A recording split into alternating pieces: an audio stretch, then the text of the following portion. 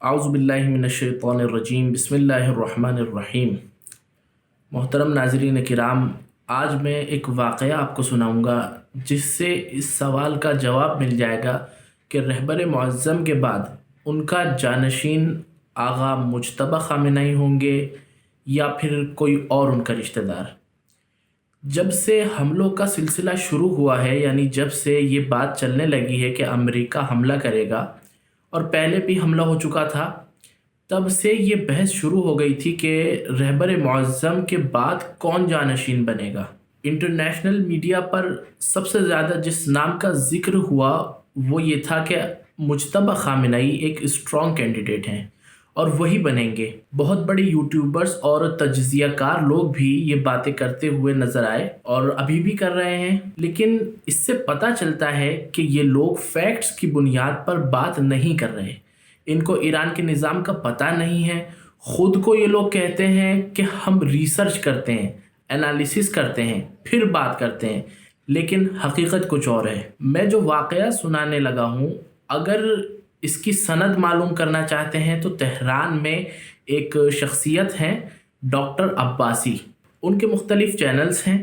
انہوں نے ایک ادارہ بنایا ہوا ہے جہاں اسٹریٹجک مباحث، گفتگو اور ایجوکیشن پر بات کی جاتی ہے۔ اگر آپ یوٹیوب یا انسٹاگرام یا ٹیلی گرام وغیرہ پہ سرچ کریں گے تو ڈاکٹر حسن عباسی لکھیں تو ان کے چینلز آپ کو مل جائیں گے۔ ان کا ایک لیکچر میں نے کچھ وقت پہلے سنا تھا جس میں انہوں نے یہ واقعہ بیان کیا تھا، اور پاکستان کے بھی ایک اسکالر ہیں، بہت مشہور ہیں، وہ ایران میں رہتے ہیں، انہوں نے بھی اس واقعے کو کوٹ کیا۔ جب رہبر کی بیٹی کے لیے رشتہ آیا، شاید علی لاریجانی کے بیٹے کا تھا یا شاید کسی اور کا، لیکن اصل بات پہ فوکس کریں تو جیسے شادی کے لیے لڑکا اور لڑکی کے گھر والے ملتے ہیں، دونوں گھروں میں ایک دوسرے کو پسند کر لیا گیا، اور رہبر کے گھر والوں کو بھی لڑکا پسند آ گیا اور لڑکے والوں کو بھی لڑکی پسند آ گئی۔ تب رہبر معظم نے ہونے والے داماد کو الگ لے جا کر بات کی اور انہوں نے کہا کہ رشتہ تو پسند ہو گیا، لیکن میری 2 شرطیں ہیں، اگر مان لو تو رشتہ ہوگا ورنہ نہیں ہوگا۔ یہ شرطیں کیا تھیں؟ پہلی شرط یہ تھی کہ آپ بزنس فیلڈ میں انٹر نہیں کریں گے، خاص طور پر وہ بزنس جو حکومت سے ریلیٹڈ ہوں، اور دوسری شرط تھی کہ آپ سیاست میں حصہ نہیں لیں گے۔ عزیزو، بزنس سے اس لیے روکا گیا کہ اگر وہ اپنی محنت سے بھی کامیاب ہو جاتے تو الزام یہی لگتا کہ پیسہ اس لیے آ رہا ہے کیونکہ یہ رہبر معظم کے داماد ہیں، اور سیاست سے اس لیے روکا گیا کہ کہیں یہ نظام موروثی سلطنت یا بادشاہت جیسا نہ بن جائے۔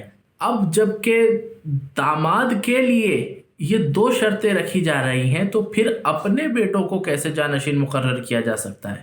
دوسری بات، ایران کے قانون کے مطابق مجلس خبرگان اسمبلی آف ایکسپرٹس الیکشن کے ذریعے اگلے ولی فقیہ کا انتخاب کرتی ہے۔ فی الحال ایک 3 رکنی کونسل نظام کو چلا رہی ہوتی ہے جب تک نیا الیکشن نہ ہو، پھر الیکشن کے بعد ایک ولی فقیہ سامنے آتا ہے۔ اور تیسری بات کہ رہبر معظم کی اولاد اتنی گمنامی میں زندگی گزارتی ہے کہ ہم میں سے بہت سے لوگوں کو ان کے گھر کا بھی پتہ نہیں ہوتا، جو لوگ وہاں سالوں سال رہ کر آئے ہیں یا ابھی تک وہاں رہ رہے ہیں۔ کوئی نہ ان کے ساتھ پروٹوکول ہوتا ہے، نہ کوئی سیلیبریٹی جیسی ان کی زندگی ہوتی ہے۔ جو لوگ کئی سالوں سے قم کے اندر، ایران کے اندر موجود ہیں، لیکن وہ کہتے ہیں کہ ہمیں نہیں معلوم کہ رہبر کے بیٹے کہاں رہتے ہیں۔ اب جب کہ یہ جنگ شروع ہوئی ہے تب انہیں جا کر کے معلوم ہوا ہے کہ رہبر کے بیٹے قم میں رہتے ہیں۔ اس کا خلاصہ یہ نکلتا ہے کہ میڈیا پر جو باتیں چل رہی ہوتی ہیں ان میں اکثر پوری معلومات نہیں ہوتی۔ آج کل AI آ چکا ہے، لوگ اس سے فائدہ اٹھا کر انالیسس کرتے ہیں، لیکن بنا سوچے سمجھے عقل کے گھوڑے دوڑانا صحیح نہیں ہوتا۔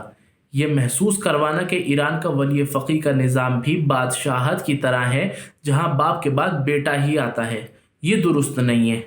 یہ بہت دنوں سے سوشل میڈیا پر ایک پروپیگنڈا چل رہا تھا تاکہ ایران کے ولی فقیہ کے نظام کو بدنام کیا جائے اور اسے ایک بادشاہت والے نظام کی طرح دکھایا جائے۔